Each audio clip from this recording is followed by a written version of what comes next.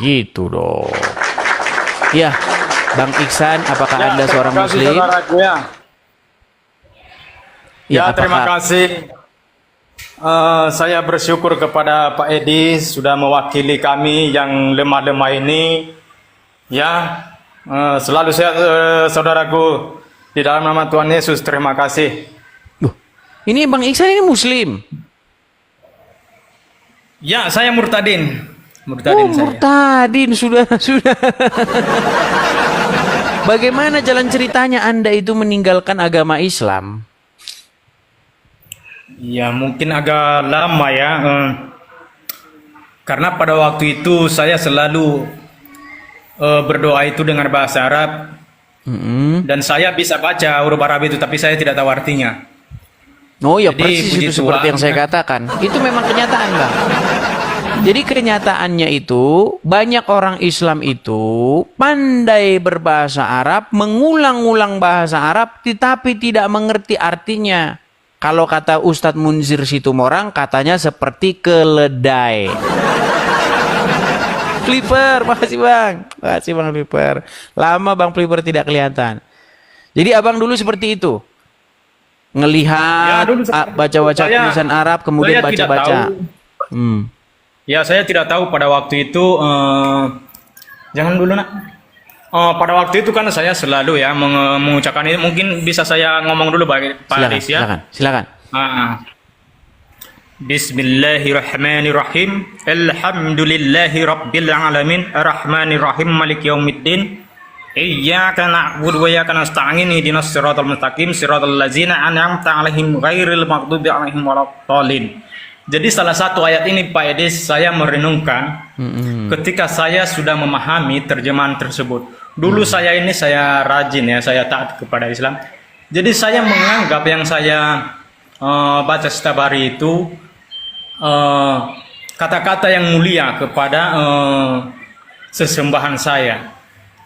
Jadi pada waktu itu puji Tuhan ada yang suatu saya renungkan yang mana dalam kalimat ihdinas siratal mustaqim artinya tunjukkan kami jalan lurus. Jadi saya memahami itu berarti kalau saya setiap hari malah lebih setiap hari saya mengucapkan kalimat ini berarti saya dalam di jalan yang belok. Itu pemahaman saya. Jadi ketika itu tunjukkanlah kami jalan lurus. Berarti saya ini dalam keadaan jalan belok. Jadi saya mencari tahu di mana jalan yang lurus. Jadi saya baca di dalam itu saya jumpa ya di surah Al-Zukhruf 61 bahwa dikatakan di situ inti dikatakan di situ Nabi Isa lah jalan yang lurus. Jadi ketika itu saya mencari tahu siapakah Nabi Isa ini. Saya mencari sebagai yang saya percayai bahwa Nabi Shallallahu Alaihi Wasallam bahwa dialah yang kami ikuti. Jadi saya anehnya dalam saya mencari ini saya tidak mendapatkan bahwa Nabi Muhammad ini yang lurus. Jadi dikatakan sini Nabi Isa. Jadi ketika itu saya cari ya siapa dia ini Nabi Isa. Jadi ketika itu pada itu saya baca ketemu di surah Al Imran 45 dikatakan di situ Nabi Isa anak Maria, ya kalimat atau firman Allah. Tapi yang terkemuka di dunia dan akhirat. Jadi saya memahami itu dikatakan di situ akhirat artinya kalau dia nabi berarti nabi akhir. Jadi tiada lagi selain dia karena dia akhir. Jadi ketika itu saya merenungkan lagi kenapa dengan pemahaman kami dikatakan bahwa Nabi Shallallahu Alaihi Wasallam adalah itu nabi terakhir. Jadi saya menjanggal. Jadi karena saya renungkan itu Pak Edis pada waktu itu, saya berpikir berarti daripada saya bingung saya mencari tahu siapa yang menciptakan langit dan bumi. Karena itu saya mencari kalau ada yang mengaku saya yang menciptakan langit dan bumi berarti dia Tuhan udah pasti. Jadi pada waktu itu Pak Edis saya membaca ya di surah Al-Hadi ayat 3 itu bahwa dikatakan situ dialah. Jadi Al-Quran itu sebagai saya Muslim sebagai petunjuk dan dengan di surah ayat 3 ini dikatakan dia yang awal dan akhir, yang zohir yang batin dan dijelaskan di ayat 4-nya itu dialah yang menciptakan langit dan bumi dan segala sesuatu.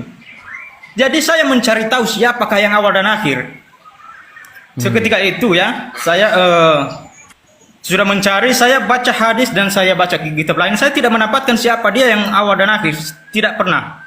Allah juga tidak pernah, aku Allah, aku yang awal dan akhir. Tidak pernah. Tapi saya mencari tahu Pak Edis. Mencari tahu pada waktu itu.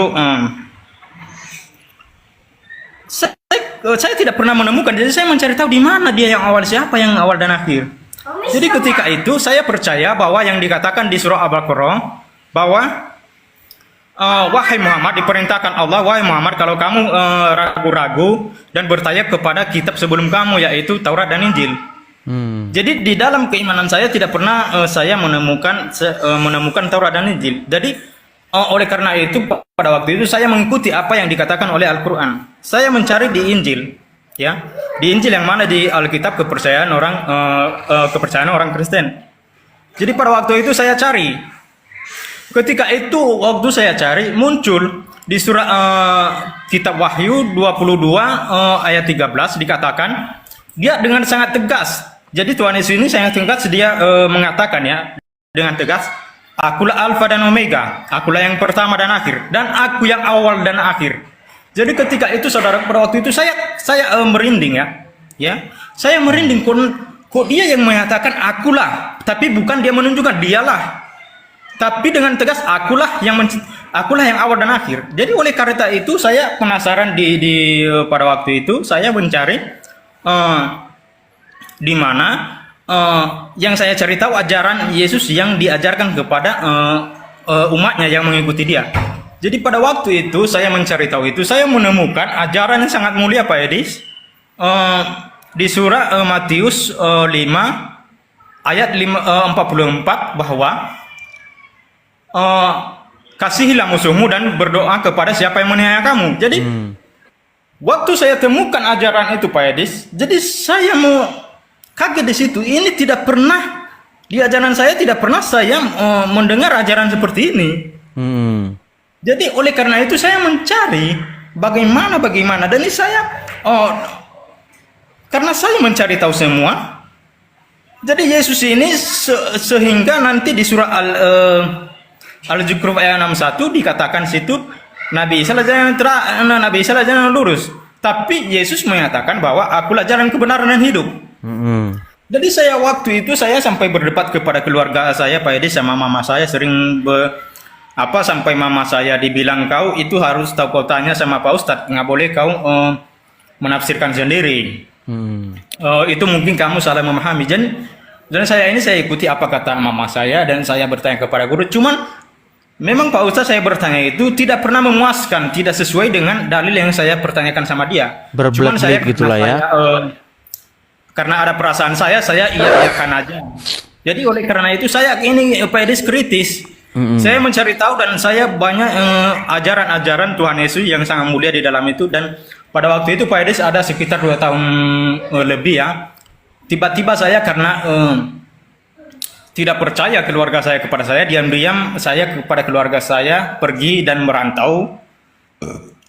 Jadi dalam niat saya itu saya mencari gereja untuk percaya kepada Tuhan Yesus, bahwa Tuhan Yesus itu dialah Tuhan yang benar. Jadi pada waktu itu Pak Edis saya mendatangi gereja Pak Edis, saya cari gereja terdekat dan ya puji Tuhan pada waktu itu ya ada ketemu sama pendeta dan dibilangnya pada waktu itu saya pada waktu di pintu gereja itu ada seorang ibu-ibu dan saya tanya, ada pendeta nggak Bu? Jadi pada waktu itu ibu itu ya sangat baik dan menerima, dipanggilnya lah seorang Pak Pendeta dan dia tanya kepada saya kenapa. Saya bilang sama dia, Pak saya mau dibaptis. Jadi Pak Pendetanya baik, dikasih saya duduk dan ditanya kenapa kamu mau minta dibaptis, emangnya Bapak belum pernah dibaptis? Saya bilang sama dia, saya ini Pak belum pernah dibaptis ya. Karena saya ini Islam. Jadi saya bilang Islam, langsung kaget Pak Pendetanya ini. Jadi kaget, dia berceritalah kenapa dan saya jelaskan bahwa saya mengikut Tuhan Yesus ini dengan sungguh-sungguh dan saya sudah mencari tahu dia siapa dan saya percaya bahwa dialah Tuhan yang benar. Jadi oleh karena itu dijawablah oleh Pak Pendeta, oke saudaraku, kalau kayak gitu, kalau memang betul lu percaya kepada Tuhan Yesus, tapi kalau sekarang kita tidak bisa, walaupun Bapak sudah percaya kepada Tuhan Yesus, tapi itu tidak bisa kami langsung terima begitu. Tapi harus kau melalui pengajaran dulu, harus tahu kau arti baptis, dan harus kamu mengenal Tuhan Yesus itu siapa sebenarnya. Jadi dalam waktu itu Pak Edes, saya jujur aja, pada waktu itu Pak Pendetanya bilang kayak gitu, tidak dibaptis. Jadi dalam pikiran saya ini kenapa saya ditolak Pak Pendeta? Apakah dia tidak percaya kepada saya? Jadi saya tidak tahu, karena di dalam keimanan saya dulu, asal ada orang yang datang ke masjid untuk percaya kepada Nabi Muhammad, hanya mengucapkan 2 kalimat syahadat udah sah. Jadi ini saya merasa ditolak pada waktu itu. Padahal bukan itu maksud Pak Pendeta, tapi pikiran saya terbelok pada waktu itu, berarti Pak Pendeta yang tidak percaya. Dan karena itu, karena saya sungguh-sungguh percaya kepada Tuhan Yesus, saya mengikuti apapun yang dikatakan oleh Pak Pendeta. Saya mencari tahu apa yang dimaksud pengajaran ini, dan pada waktu itu dijelaskan inilah arti baptis, perbuatan yang lama yang tidak baik dan ditinggalkan menjadi perbuatan yang baik. Itu yang diajarkan oleh Tuhan Yesus. Jadi pada waktu itu Pak Edes, saya diajarkan, saya dibaptis, dan saya merasakan waktu saya dibaptis itu Pak Edis, ya, ada kelebihan sesudah saya dibaptis itu dengan 1 minggu kemudian. Ketika saya membaca ulang Alkitab, baru saya mengerti apa firman Tuhan. Jadi pada waktu itu belum saya dibaptis, walaupun saya diajarkan dan saya tidak pernah paham. Jadi ketika saya dibaptis ada berupa perbedaan Pak Edis.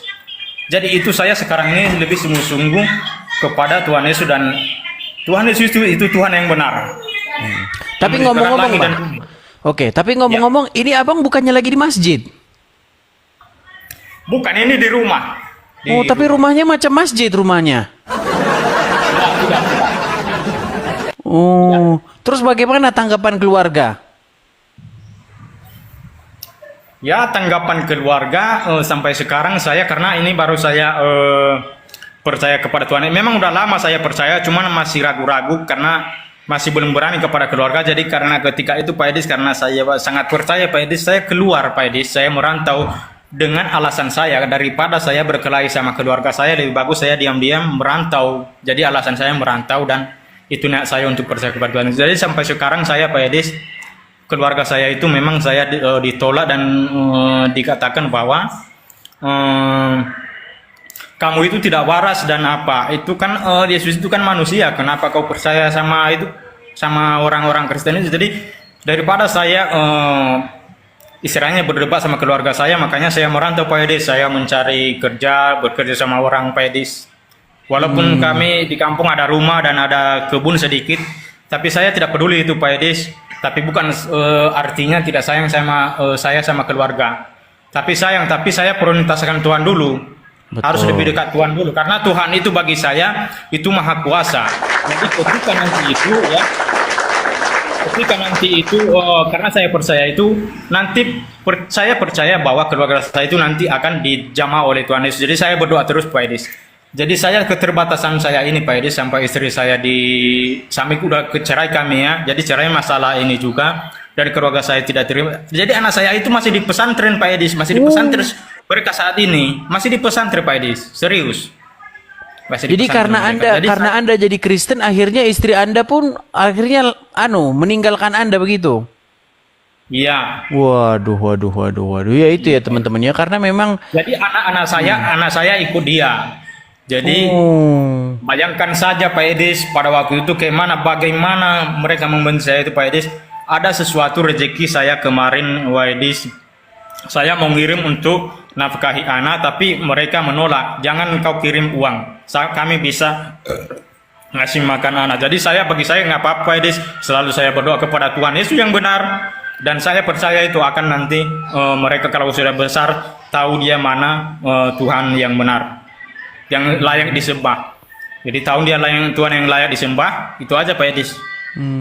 Salah satu pemicu Anda itu kok bisa-bisanya Anda itu akhirnya meninggalkan agama Islam itu sebenarnya gara-gara apa? Apakah juga gara-gara sering nonton diskusi atau bagaimana? Bukan. Mungkin baru-baru kali ini saya menonton. Jadi saya itu Pak Edis, tapi bukan saya mengaitkan. Tapi intinya ini Pak Edis, kalimat dari surah Al-Hadi ayat 3 ini surah Al-Hadi 2, 3 dan 4 itu berkaitan. Jadi saya mendalami itu Pak Edis karena huwa itu Pak Edis itu kan wal awalu wal akhiru. Jadi huwa itu artinya laki-laki yang lahir. Itu artinya bahasa Arab. Dialah Jadi yang Zohir, awal, ya. Pak Edis, Zohir itu mungkin di privat Pak Edis ya, tapi bukan, saya tidak mau menjelaskan di sini Pak Edis ya. Mungkin Zohir itu lahir kalau bagi saya, karena saya ada Al-Quran lama yang kuno yang sudah lama. Itu Zohir itu artinya terjemahannya dulu lahir, bukan Zohir. Lahir dikatakan di situ. Dia yang lahir, yang batin, dan yang batin. Dia yang lahir dan yang batin. Itu dia Pak Edis. Jadi Gini Bang Ihsan, ini banyak yang menuduh Anda ini katanya settingan, bahwa Anda itu ini hanya settingan, bukan Islam beneran. Gimana? Apakah Anda setuju kalau kita kasih naik satu Muslim? Ya, itu tidak mau saya berdebat Pak Edis ya. Cuman saya mengatakan kalau saya bukan Islam pasti saya tidak tahu membaca huruf Arab. Tapi kalau saya sampai sekarang memang saya tidak tahu bahasa Arab, hanya bisa membaca. Dan itu semua bisa saya hafal-hafal huruf Al-Quran. Kalau Yasin, tapi jangan semua ya, tapi yang pertama aja. Yasin wal Qur'anil Hakim. Innaka laminal mursalin ala siratim mustaqim tanjilal azizir rahim litunjira kama ma unjira abahum fahum wafilun. Jadi saya jangan semua, jadi jadi surah Al-Ikhlas sah ya Muslim ya lam yalid walam yulad walam yakul lahu kufuwan ahad. Jadi at-tahiyatul ini Pak Edis, jadi ketika saya menunjukkan jari ini Pak Edis, at-tahiyatul mubarakatus salawatu taibatu lillah, assalamu alayka ayyuhan nabi wa rahmatullahi wa barakatuh, assalamu alayna wa ala billahi salim. Jadi ketika saya mengucapkan asyhadu Allah gini Pak Edis ya, jadi pas menunjuk itu kayak gini dia Pak Edis, asyhadu la ilaha illallah. Jadi pada illallah itu menunjuk. Jadi saya memahami itu bahwa tiada Tuhan selain Tuhan di Mekah. Itu saya memahami itu. Saya menunjuk Tuhan di Mekah. Karena di Al-Quran itu diperintahkan Muhammad untuk menyembah Tuhan di negeri Mekah. Jadi ketika saya at-tahiyatul, jadi saya la ilaha illallah. Jadi tidak ada Tuhan selain Tuhan di Mekah itu, makanya ditunjuk. Jadi kalau bukan Tuhan di Mekah, karena Tuhan itu berada di asri, di atas. Ketika saya la ilaha illallah, pasti ke kini tangan saya. Tapi pada waktu itu saya menunjukkan arah ke depan, arah ke kiblat. Jadi Tuhan itu menunjukkan dia di situ. Itu saya memahami, tapi bukan saya mengucap sini. Terima kasih. Oh, iya. Berarti sekarang ini Anda akhirnya malah ditinggalkan istri Anda, ya. Anak-anak Anda pun akhirnya malah juga ikut kepada istri-istri ya. Ya inilah memang ya teman-temannya jalan ya hidup. Mungkin saya kalau ayat sholat Pak Edis ya ketika Allahu Akbar kabira walhamdulillahi katsira wa subhanallahi bukratan wa asila inni wajjahtu wajhiya lillazi fadara samawati wa ardi hanifa minal wa ma ana musyrikin inna salati wa nusuki wa mahyaya wa mamati lillahi rabbil alamin. Jadi itu jangan sampai selesai ya. Jadi pokoknya ada bukti untuk bahwa kalau mereka tidak settingan, saya tidak mungkin tahu bahasa ini. Saya tidak ada membaca-baca di sini, tidak ada. Tapi saya hafal di kepala saya, udah hafal semua. Iya, karena memang begitu Bang. Karena kalau tandanya orang Islam itu, memang menurut orang-orang Islam haruslah bisa atau mengucapkan huruf-huruf Arab. Ya, memang seperti itu. Dan iya memang seperti itu ya teman-temannya, jalan hidup itu memang seperti itu. Banyak juga orang-orang Islam yang lain ya yang meninggalkan Islam akhirnya memang menanggung hal-hal seperti yang Anda tanggung sekarang ini seperti itu. Banyak cerita-cerita Muslim yang lain yang juga seperti itu. Akibat dia meninggalkan Islam akhirnya apa? Dia meninggalkan keluarganya dan lain sebagainya seperti itu. Ya itulah jalan hidup ya Bang ya. Lalu bagaimana ini pendapat Anda tentang diskusi-diskusi lintas iman yang ada di sosial media? Ya saya bangga. Saya bangga kepada penjelasan dari orang itu Kristen. Jadi ketika mereka sering menjawab kepada saudara saya anggap memang saudara saya ya. Jadi selalu mereka tidak bisa untuk menjawab. Jadi itu jadi Jadi ketika mereka tidak bisa menjawab itu, saya lebih jadi iman saya lebih kuat kepada Tuhan Yesus yang bahwa Kristen itu benar. Jadi ada dalil semua lengkap. Jadi Alkitab itu semua bisa menjawab dengan segala apapun yang pertanyaan bisa dijawab dengan hanya Alkitab saja. Jadi itu kelebihan untuk sebagai menguatkan iman saya, itu aja sih. Iya, kalau orang Islam memang fakta dan kenyataannya ketika mereka saya tanya apakah Al-Qur'an itu lengkap, mereka bilang lengkap. Tapi ketika menjelaskan agama Islam, Qur'annya nggak dipakai. Iya, mereka malah pakai buku-buku lain, buku syekh ini, kitab syekh ini, karangan ulama ini, buku karangan begini menurut kitab imam ini. Makanya saya heran, Bang. Ya kan? Di mulut berkata Al-Quran adalah kitab yang lengkap dan sempurna, tetapi pada prakteknya kitabnya itu tidak dipakai untuk menjelaskan agama Islam. Malah menggunakan kitab-kitab lain. Nah, itulah yang terjadi di tengah-tengah umat Islam. Seperti itu. Makanya memang kalau dipikir dalam-dalam, makanya saya pernah melakukan tantangan itu, Bang. Kalau ada orang Islam yang bisa membuktikan dia percaya Al-Quran, saya lompat dari Monas, saya bilang. Gitu. Dan banyak hal-hal lain gitu, Bang. Jadi misalnya seperti sunat begitu. Apakah Anda percaya bahwasanya Al-Quran menjelaskan segala sesuatu? Dia bilang, iya. Kalau begitu tolong tunjukkan apa fungsinya sunat. Nggak percaya dia kalau Al-Quran menjelaskan tentang sunat. Nggak percaya. Tidak ada orang Islam yang percaya bahwa Al-Quran menjelaskan fungsi dan kegunaan sunat. Mereka pasti bilang, oh itu untuk kebersihan atau bersuci katanya. Di mana dalam Al-Quran bersuci itu sunat? Nggak ada. Ada sebuah riwayat atau sebuah informasi bahwa Ibrahim itu bersunat.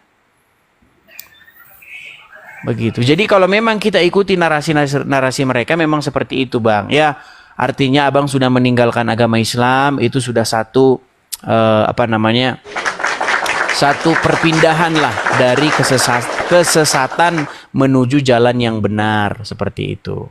Karena banyak orang di luar sana beragama itu hanya ikut-ikutan, Bang, tanpa pernah membandingkan, tanpa pernah mempelajari, seperti itu. Seperti orang yang diberi uang palsu. Orang yang menyimpan uang palsu, dia tidak pernah sadar bahwa uangnya palsu. Karena dia tidak pernah membandingkan dengan yang aslinya. Seperti itu. Yeah. Nah, Bang, saya itu sudah menghabiskan waktu belasan tahun untuk membandingkan Al-Quran dengan Injil, dengan Taurat. Saya bandingkan. Nah, ketika saya bandingkan, oh begini. Nah, saya melihat Al-Quran itu seperti kitab yang lepas-lepas begitu halamannya. Begini, lompat ke sini begitu. Di dalam Taurat diceritakan bagaimana Abraham itu sunat, kenapa dia sunat, apa maksudnya sunat itu, latar belakangnya apa. Ya kan, dijelaskan semua. Tetapi ketika saya baca Quran sampai botak kepala saya tidak temukan ada Ibrahim sunat di Quran. Tidak ada. Lalu orang Islam berkata, Ibrahim itu sunat katanya. Di Quran mana Ibrahim sunat? Oh, bukan di Quran, di kitab ini. Katanya Quran lengkap, sempurna. Ya memang kadang-kadang omongan itu hanya sekedar di mulut saja begitu. Karena memang provokasi yang sudah diucapkan terus-menerus akhirnya dipercaya oleh banyak orang walaupun orang itu tidak pernah memeriksanya, seperti itu, Bang.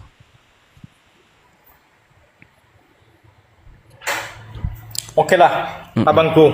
Oke. Saya wakilin kami ya, nanti saya dukung nanti saya cari nanti profil abang dan nanti saya dukung ya. Terima kasih, Bang Iksan. Oke.